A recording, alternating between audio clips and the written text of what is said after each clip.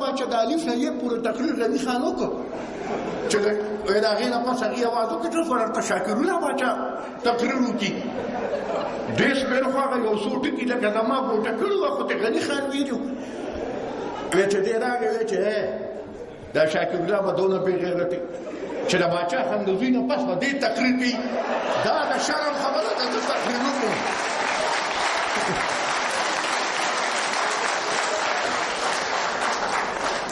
نو ما ته همدغه مسله ده چې کومې نقطې مې ځان له راغونډې کړې وې اول په ستاسو سکرټري صاحب راغی او هر یو کس وایي زه څه نه ویم هر یو وایي زه څه نه ویم خبره به یې پوره کوله ما د قصده په دې طریقه دا تقریر ځکه شروع کړ چې حقیقتا د آخریني دوه شاعرانو زه هم ډېر سخت بېسوره کړي وم او تاسو یې هم ډېر سخت بېسوره کړي وې او ځکه مې دا ووایي چې دونه ورته ووایم چې اوس هم په هغې پوښتنه خوره کې داسې خلک شته چې په دې حالاتو کې مغي خاندي او په دې حالاتو کې مغي خوشحاله وي زه ولې خفه شم بنیادي خبره خو دغه ده زه خو هر چا ته وایم بلا خوف تردید وایم که د چا په پلار کې ایماني تردید دي وکړي بې د عوامي نیشنل پارټۍ نه په پاکستان کې یوې پارټۍ سره سیاسي پروګرام شته نه سیاسي پروګرام یوازې تاسو سره ستاسو که یاد شي ما دلته یو ځل تاسو ته تقریر کوو د نن درې څلور کاله مخکې تاسو ته مې دا ویلي چې مونږ خوش قسمته یو چې مونږ د خپلو مشرانو منزل هم ښولی دی او هغې منزل ته د رسېدو لارې هم راته ښولی ده خلک اوس لګیا دي څوک ځان له منزل لټوي او څوک ځان له لارې لټوي خو زه نن رښتیا خبره دا ده نن به ځان ته هغه تقریر را مخکې کوی کوم چې ولي خان کړو چې کله د باچا خان بابا مرکز افتتاح کوله تاسو به کتلي چې هغه تقریر کې شروع یې د دې نه وکړه چې وایي پښتنو وایي زه نن نصیحت کولو له تاسو له نیم راغلی زه نن تاسو ته وصیت کوم او زما خیال چې په مرکز کې دننه او که بار و که نر او که ښځه و نو هېڅوک داسې نه پاتې چې د هغې د سترګو نه دې اوښکې نه تلې خو هغې تقریر ته چې نن کوم وصیت ورته ولي خان ویلی او وصیت یې مونږ ته کړی ناسو بېګا له لاړ شئ کښېنئ نېټ ته شته په یوټیوب باندې هغه تقریر وویری نن بیا چې وویری هغې کې لومبي وصیت د ولي خان چېرې زما د خاورې شناخت به وي او که نه وي زما نوم به ما ته میلاویږي او که زما نوم به ما ته نه میلاویږي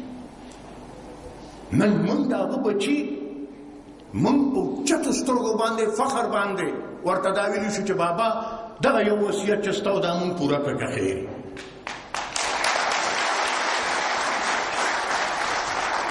په دې اخره کې که ستاسو یاد شي دلته نه به هم ډېر ټلیفونونه راتله چې دا وایي مني او نه مني او مني او نه مني ما پسې مسلم لیګ یو وخت راغی وی مونږ خبره اتره کوو نو ما زه کېناستم وی چې سیاسي خبره کوو نو ما ورته وخندل مې چې زه خو نن سیاستدان نه یم زه خو نن دلته کاروبار والا سړی ناست یم بزنس کوو هغوی راته خپله بزنس کې مې نه څه سپینه خبره درته کوم ستا یو شی پکار دی زما قیمت پکار دی ما له قیمت را ته چې څه کې هغه کوه خو ما له به زما قیمت راکې نو یې هغه څه قیمت دی نو مې هغه قیمت دی چې په ولي باغ کې ته راغلی او تا ولي خان سره یو واده کړې وه هغه واده نن هغه مړ دی خو هغه واده به ته پوره کې خیر خبره اخره دی له راځه چې یاره وي دا خیبر هم ورسره والی ما زه چې راووتم ما ته پرس والا وی چې یاره چې دا په عجیبه خبره وه دا خیبر پښتونخوا د کوم ځای نه راغی خو ساده پښتونخوا وه ما ورته یاره دا ظالمان خو یا بازار ته چې ځي شاپینګ نه یا دوبۍ ته ځي او یا لنډن ته ځي ما هلته چې اکثر دا سیلونه دي نو دوی چې بای ون ګیټ ون فری نو مونږ چې پښتونخوا غوښته دوی په فری کې راله ورسره خیبر هم راکړ نو زه یې ولې انکار وکړم چې خیبر دې ماله راکړئ او دویمه خبره ده چې که زما د صوبې هغه پخواني نوم راوالی شمال مغربي سرحدي صوبه چا به ورته دا وي ټولو به ورته صوبه سرحد وي ټیک ده دی دی ما لوګت کې نو زه ځان له لنډوم زه ورته پښتونخوا وایم که د چا پیړو چې وي دلته د دې پیړو چې چې مې نه خوښ نو نه به وایم ورسره دا دویم ټکي یو دغه وصیت د ولي خان دویم هغه وصیت چې بیا وګوره نو مخکې هغه ناره چې کومه به مونږ او تاسو په شریکه واله چې خپله خاوره او خپل اختیار ونه منو د بل اختیار دې کې به بنیاد چونه بتاو چې آیا زما په وسایلو به زما خپل اختیار وي او کنه زما به خپل اختیار ني هر ځل چې به مونږ دې سټیج ته رالو دلته زما خیال زه په لومبي ځل په بهان مې که راغلم 91 یا 92 هغه راغلم د هغه وخت به مونږ تاسو ته وایي چې بس زما د بچي د خولې نوړی ده او په دې د بل چا حق نه نو دا به زما د بچي خولې ته ځي او هر تقریر کې چې دلته راغلي نو تاسو ته به هم دا خبره کړې ده ستاسو به هم د ډېرو کسانو په اړه کې دا راغلي چې مړه خو د یو خبرې زده ده خو چې هر ځل راشي همدغه د نوړی خبره ده د نوړی خبره ده نن درله د مبارکي در کوم تفصیلات یې درته حیدر خان ووایي نن درله د مبارکي در کوم چې ستا د بچي د خولې نوړی ستا د بچي په خوله کې د چا پلار و ستا د بچي د خولې نه نشي ایستی هغه دویمه حصه د هغه د وصیت امونږ ومنل ګټو دریمه آخر تقریر کې الفاظ د ولي خان چې زما د اسمبلی د قراردادونو چې د کالاباغ په باره کې پیش شوي دي او منظور شوي دي د هغې به حیثیت وي او که هغې به حیثیت نه وي یو پنجابي وزیر په داسې وخت کې چې دا اتلسم ترمیم راغلم نه دی لا ستا د صوبې پښتونخوا نوم نو او یو پنجابي وزیر په لاهور کې پاسي او په لاهور کې هغه دا وایي چې چونکې د سند او د پښتونخوا خلک کالاباغ نه مني لهذا موږ کالاباغ ختم کړ د دې نه لویه ګټه زما دپاره بله کمه هغه د ولي خان د وصیت هغه پاړه هم موږ پوره کړه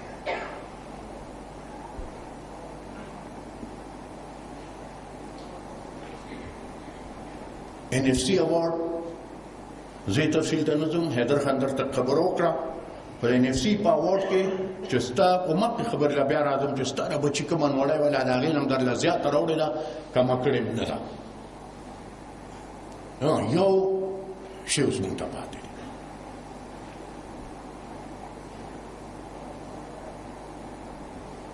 او هغه په خپله خاوره باندې امن راوستلی دی زه یو خواست کوم نن هم یو ملګري دغه خلکو ته طالبان وایي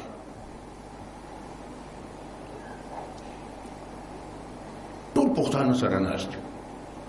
ستا په کلي کې به طالب چاته وي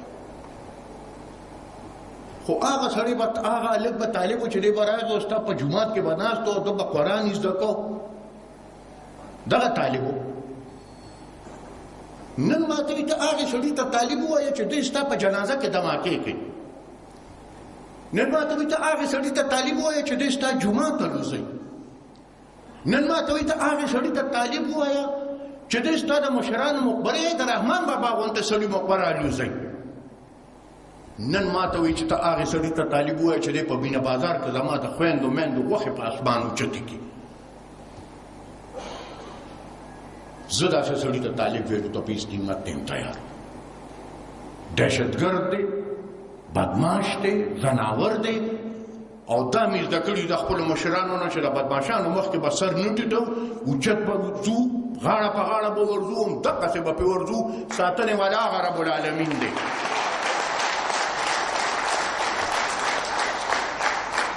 بلکل څنګه چې درته حیدر وي یو نقطه به د حیدر نه راغې پاتې شوه ما خبره داسې ده چې هر انسان چې هغه ووایي چې زه د تشدد غندنه کوم هر انسان چې هغه ووایي چې زه د حکومت وقت قانون منم هر هغه انسان چې دی وایي چې زه به په دهشتګردۍ کیسه نه علم څلورمه ورسره هغه وه چې هر هغه انسان چې هغه ماله دا تسلي راکوي چې زما خوره به نه په پاکستان دننه او نه د پاکستان نه بار د چا خلاف استعمالیږي په دهشتګردۍ کې زه تیار یم چې ورسره کښېنم او ورسره خبرې وکړم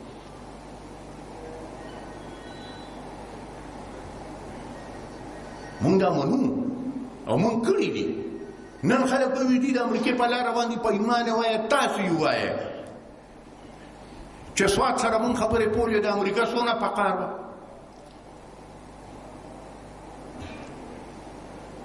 چې دوی ورسره مذاکرات شروع کړه حیدر خان دي ناراغي او نایب وزیرو هغه وخت به ډېر تر راته هغسې پټۍ ګیرې وه باوچر باوچر راغې ما پسې ورسره هغه د هغه وخت هغه سفیر هم وه وی تاسو به خبرې اترې نه کوئ مونږ یې کوو تاسو دا نظامیت نه شئ کولی مونږ یې کوو په خبرو کې چې سره ده بیخي داسې لاندې وتو مړه لکه چې دوه بنې لاندې وځي ما ورته ویل زه ستا نه یو تپوس کوم که زه دلته نه جست وخېږم او زه درشم او زه تا ته ووایم په واشنګټن کې چې ته به په نیویارک په دې طریقه حکومت کوې او په دې طریقه به یې نه کوې تا ته به زه بېوقوف ښکارم او که به نه ښکارم نو په خندا شو ما ته دا خو ډېر په یو عجیبه طریقه تا ما ته بېوقوف ویل ما چې نه ما تا ته بېوقوف نه دي ویلې ما خپل ځان یاد کړی خو ما ورته زما خاوره ده زما خلک دی ما پرېږده چې زه په خپله طریقه باندې خپله خاوره را کنټرول کړم خو دا یو سړیتوب یې بیا منم چې کله نظامیه د لوټ شو او کله هغه عوام راپاڅېدل بیا د طالبانو خلاف د واشنګټن نه ما ته ټلیفون وکړ ما ته ویل سنګیار خان زه معافي ستانه غواړم چې په هغه ورځ مې تا سره جنګ کړی ځکه چې نن ما ته ثابته شو چې ته په صحیح لاره وې او موږ په غلطه لاره نو موږ هغه وخت کې هم دا پروا نه ده کړې چې څوک به خفه کېږي او څوک به خوشحالېږي چې څوک خبرې اترو ته ناست دي موږ ورسره ناست یو موږ ورسره خبرې اترې کړي دي او موږ یې ورسره کوو خو لکه ما چې درته وویل دغه څلور شرطه دي دغه څلور شرطه به اول مني چې یاره پیمان یې وایي چې تاسو دلته ناست چې په ورځ کې مې یو ځل کور سره خبرې نه شوي زړه م تسلي کوي او چې خبرې وکړې نو پیمان یې وایي چې د لوی ماشوم د هر یو تپوس کوئ او که نه کوئ چې تر کومه پورې دا حالات دي نو زه چا سره کښېنم ګوره دا نامې افتخار زوی چې شهید شو حیدر خان هم هغه میټینګ کې ناست و ملګري ډېر ګرم و هغه یو ما ته یاره خان بس وی په بل څه نه کېږي ته اعلانې جنګ وکړه نو ورته داسې کتل ما ورته چې ته خو عجیبه سړی ما ته دوه کسان وښیه چې دغه دوه ستا دشمنان دي نو زه به اعلانې جنګ وکړم مچالې که ورده په دې باندې خو موږ خو په یو داسې جنګ ورغلي یو چې ما دشمن پیژني خو زه خپل دشمن نه پیژنم که ما خپل دشمن پیژندې نو ما سره به دغه لوبې خو نه کولې خو بس هغه ذات دی دا زمونږ یو ایم پي و د پېښور علمزیب خدای دې وبخي علمزیب ما سره بلکل داسې په دا زما کرسی به راسره کرسی باندې علمزیب ناستو چې کله په ما باندې حمله وشوه او د هغې سړي هغه غوښه او وینې په علمزیب پرېوتې خو دونه زخم پرې رانغی ځکه چې هغه وخت یې نه وه پوره او په دغه ورځ د خپل کوره راووتو چې موټر دروازې له ګوتې ولوړې نو لاړ دا چې کوم ځای پوره کړي بس هلته یې پوره کړي دا نه پټېږي ټیک ده دا منم چې سخته ده زه د عابد صاحب دی په درد هم پوهېږم او د هغې اصل کې دا چې دی د شاعر ژبه کې چې کوم خوند یې هغه زمونږ ژبه کې خو نه هغې یې چې راته په خپله ژبه ووایي نو هغه تاسو ته زیات اپیل کوي په ځای د دې چې مونږ یې درته وایو خو د قومونو پښتون قوم تاریخ ته که تاسو وګورئ نو موږ خدای په یو داسې علاقه کې پیدا کړي وو چې دا ټول عمر د دوو قوتونو په تضاد کې راغلی ده. نن موږ هم د حق تضاد قیمت ورکوو.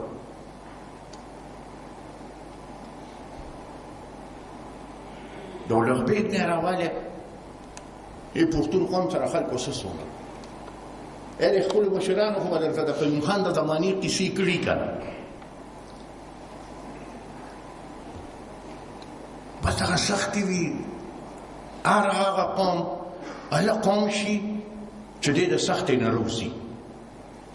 چې د سختي نه روزي هغه قوم نه قوم کیږي او بالکل چې قوم جوړیږي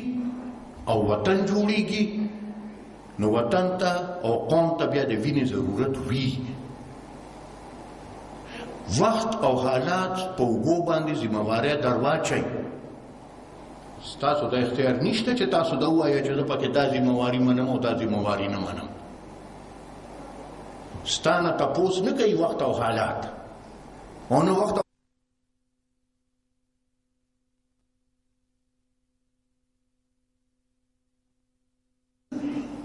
نن ټیرریزم دی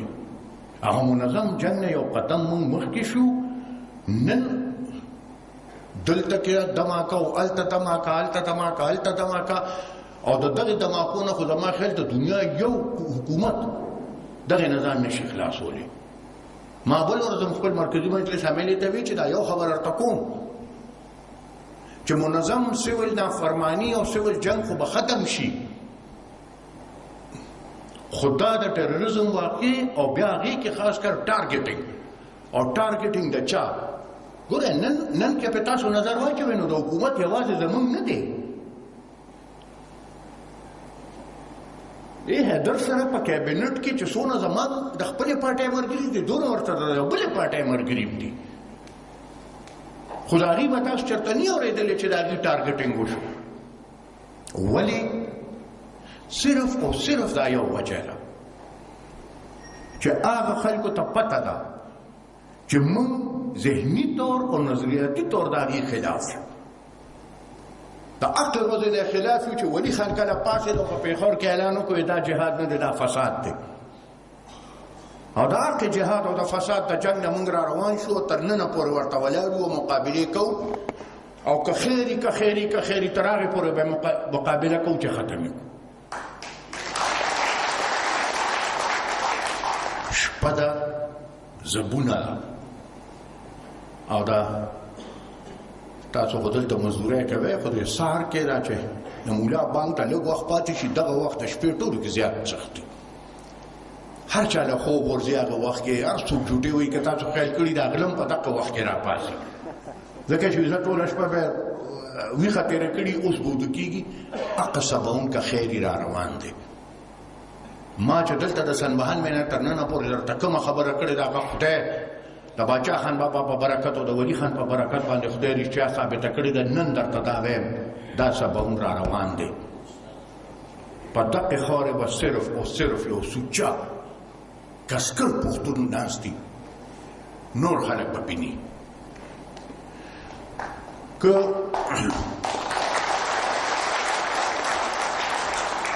که د پښتون قوم د سختۍ او د تکلیف خبره کوم او دوی کې زه د کراچۍ خبره ونه کوم نو دا به هغه قصه ټوله نیمګړې پاتې کېږي.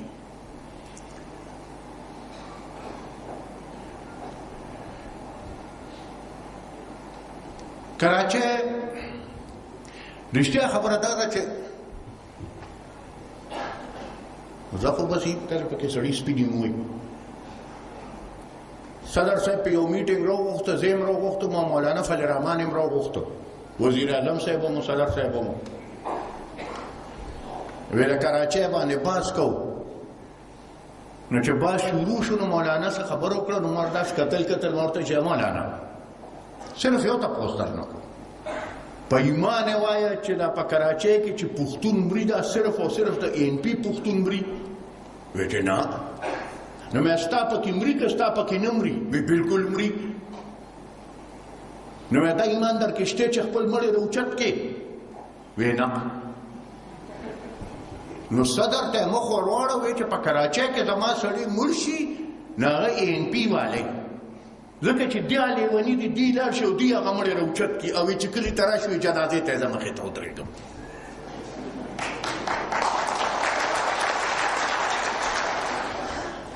زما دغه سره کار نشته چې دا د ANP دی او که د ANP نه دی چې پښتون مري په ما د هغه حق دی زه به د هغه لاش راوچتوم زه به د هغه د کفن غم کوم په ما دا فرض دی چې زه خپل وطنه پورې راورسم خو زه صرف دغې نورو خلکو ته یوه خبره کوم او دا مې ورته په مخ کړې ده ما ورته چې په سن 47-48 کې تاسو ټول د هندوستان نه راغلی نو چې راغلی نو په سند کې هم سندیانو ته وي چې مونږ اوس دلته یو حقیقت یو په سند کې او تاسو مونږ تسلیم کړئ زه نن ستاسو د مشرانو حقه خبره تاسو ته کوم پښتون په سند کې یو حقیقت دی تسلیم یې کړئ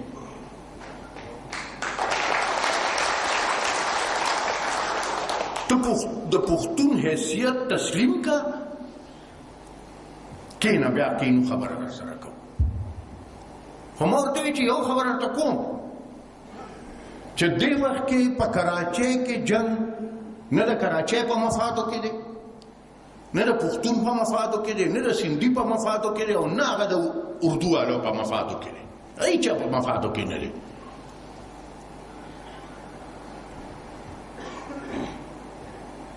کینا خدای ګاونډیان کړو په کراچۍ کې که ته ډېر سوالونه وکړې د دې ګاونډګیرۍ نه ته نشې خلاصېدی او که زه ډېر سوالونه وکړم زه ستا د ګاونډګیرۍ نه نشم خلاصېدی خو زه به تا تسلیموم ته به ما تسلیموې تاسو په یو شي نظر لږ واچوئ کراچۍ کې دا غوبل هله زیات شو چې په لومړي ځل په کراچۍ کې ANP دوه د صوبۍ اسمبلۍ سیټونه وګټل او ځان له په اسمبلۍ کې یو حیثیت پیدا کړ نو هغوی سره حقه غم شو یعنې مخکې به هم په دې سیټونو باندې د جماعت اسلامي خلک تله دې ته په اعتراض نو د جمعیت خلک به تله دې ته به په اعتراض نو خو چې کله پې زمونږ خلک لاړل نو دې ته په اعتراض شو نو زه ورته میدان خو یار نشم پرېښودی ګورنر ما ته یو ورځ څه خبره وکړه ما ورته ګورنر صاحب زه درته یو خبره وکړم زمونږ په د سند ګورنر ما زه درته یو خبره وکړم چې زمونږ پښتو کې متل وي چې زما چې ستا شال ورسره سوځي زما د څادر د خدای بیړي چپه کړي ما ورته زه درته یو خبره کوم ته به زما مازده بنده کړي خو زما د مزدې په مقابله کې که ستا د سایټ یوه کارخانه ما نه وچلېده زه به هم درسره پښتون نه یم یا بسم الله ما ورته زما ستا جنګ په څه دی د خدای ظالمه ستا د کور د ښځو څوکیداري پښتون کوي په ایمان وایي چې د ښځو څوکۍ ته پښتون په ګېټ ولاړ یو که نی ولاړ ما ورته چې په کوم ګاډي کې ته ځې هغه پښتون چلوي کارخانه ستا ده زه مزدور یم نو زما دا سره په څه جنګ دی او که دې بل شانې ورته وګورې نو ما ورته زما ستا نه حق ځکه زیات دی چې زه خو په دې ملک دننه د یو ښاره بل ښار ته ځم ته خو د بل ملکه ما پسې راغلې دلته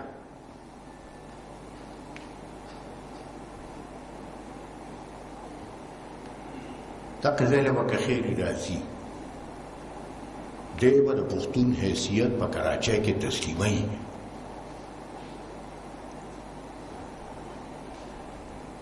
هغوی رښتیا خبره دغه خلک وایي یاره دا خاریو والا لږ زیات تیزي اوس دا راپورټ قاسم والا دا اوس مسله چې وه نو ټوله مسله راوچته کړې م ستاسو ملګرو وه ټوله مسله حل م ستاسو ملګرو کړه پرس ته ورته څه دی ډاکټر فاروق ستار صاحب لاړ پرس ته ودرېد ویې دا مونږ حل کړه یاره مونږ به ستا حل کړه زما ملګرو وه بل به چې ما ورته قلار کېناغي چې د چا مسله وه هغه خبر دي چې مسله ورله چا حل کړه خو ما خپلو ملګرو ته هم یو خبره کړې ده چې ټوله دنیا په دې پیره چې که د مهاجر مقابله کولی شي په کراچۍ کې نو هغه صرف او صرف پښتون کولی شي او صرف ANP یې کولی شي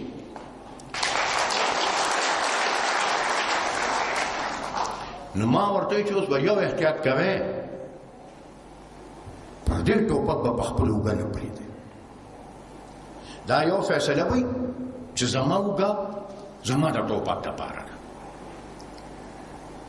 د 12 مۍ قتل عام چې وشو او د هغې نه پس هغه د 3 ورځو د هړتال کولو او زه کراچۍ ته لاړم نو تاسو کې په ډېرو ملګرو هم بده ولګېده چې ما ورته هړتال مه کوئ په ړومبي ځل په ما پسې بل څوک خو پرې محمود خان پرس له لاړ او ده د ګورنر سنګ نه 13 کروڑ روپۍ اخیستې دي دې ځکه هړتال نه کوي زما دې ټولو سره یو جنګ و پیپل به راته وی به هړتال مه کوه جمعیت به راته وی به هړتال مه ختموه جمعیت به راته هړتال مه ختموه جماعت اسلامي به راته هړتال مه ختموه مسلم لیگ به راته هړتال مه ختموه نو مورته چې دغه ظالمانو یو کار وکړه که نه پیپل پارټۍ والاو ته مې ویل تاسو د سند ټولو کې لویه سیاسي ډله یې یو آل پارټیز کانفرنس راوغواړئ او په آل پارټیز کانفرنس کې فیصله وکړئ چې موږ به 10 ورځې هړتال کوو زه به در سره 10 ورځې په هغې هړتال کې ولاړ یم خو چې کله د هړتال فیصله پښتون جرګه وکړي نو بیا دا جنګ نیغ په نیغه دا بیا سیاسي نه دی دا بیا د مهاجرو د پښتون جنګ دی او زه لا په دې پوزیشن کې نه یم چې زه د خپل ځان وساتلی شم سیاسي جنګ دی ما ورته ایمان تیر کې چې تاسو ټول وایه چې ظلم شوی دی ټول وایه چې زیاتې شوی دی ټول وایه چې هړتال ښه شی دی نو راغواړئ په یو اے پي سي کار اے پي سي راغواړئ اے پي سي کې فیصله وکړئ هړتال دی بلکل موږ در سره ځو د خلکو هم دغه خواهش دی او دا خیال دی چې بیا ستاسو نه څوک مقابله نشي کولی او هغې هم چې بیا خامخا ښکته ګوري نو هغې هم په دې پوهېږي چې که زموږ مقابله کوي نو هغه صرف او صرف دوی دي بل څوک نشته زه دا یو خبره سریعام کوم په ډاګه کوم چې ما زه دا اوس کراچۍ ته تللم دا راتلو نه یو 4-5 ورځې مخکې هم د هغه سرکاري افسرانو سره پولیس والو سره دوی سره چې ما ملاقاتونه کول ما ورته یو خبره کړې ده او هغه په ډاګه کوم مخکې مې هم کول اوس هم کوم چې ډېر خلک داسې راننوتي دي چې هغوی د خپلو مقاصدو دپاره سره ټوپۍ او سره جنډه استعمالوي ما ورته وایي چې زه بلکل دا لیکلې درکولو ته تیار یم په کوم یو کس چې م دغه غلا ثابته کړه تونه هلکې را باچا خان پسپیان وځي چې دی به ځي او د هغه به بیا تپوس کوي ته چې دي خلک لګیا دي بلکل خو هلته کې د کراچۍ پریس کې دا یو تصور ختمول ډېر ګران دي ما ورته دې ځلې ویم ورته چې به خلک مې تاسو په کراچۍ کې نوی پښتون چې دی هغه د NP کاته کې اچوی او نوی اردو والا چې دی ته د MQM په کاته کې اچوي نو نه ټول پښتانه نیشنلیان دي او نه ټول اردو والا چې دی د MQM والا دي خو ما ورته ستاسو د دې روش خطره دا ده چې هر ځای کې پښتون جرم وکړي نو هغه بیا هغه فرد دی کړی تاسو په NP پسې راوړئ او چې هر ځای کې د MQM سړی زیاتي وکړي د اردو والا سړی زیاتي وکړي نو هغه نیغ په نیغه ځي د MQM کاتې پسې د هغې فرد کاتې پسې نه ځي نو دغه یو فرق به کوو ډېر خلک داسې دي چې هغوی پاکستان پر امن نه غواړي او پاکستان امن تباه کولو دپاره د کراچۍ د امن د تباه کولو نه زیات اسان بل څه شتی نه موږ امن تباه کولو والے نه یو او موږ یو خبره هم کوو یو خبره بل هم کول غواړم نیمګړو کې به تاسو کتلي هغه د چیندوخو تور جوړ شوی یو کس به د تلې نه داسې دنګل او بل به د تلې نه داسې دنګل چې دویم مو دنګل هغه یو به واپس راغی ما ته چې وویې ما ورته نه مونږ پښتانه یو مونږ لاس ورکړی دی او دا ښکاره وایو په جارې وایو دی چې ما له په ړومبي ځل راغی ملاقات له ګڼ کسانو ما ته وی یوازې کې خبره کوو چې یوازې ته شو وی خندل ما ته چل نسفن بھائی دے کاغذ کے میں دستخط کروں میں نے دستخط نہیں لینے وی چې څه تر اوسه پورې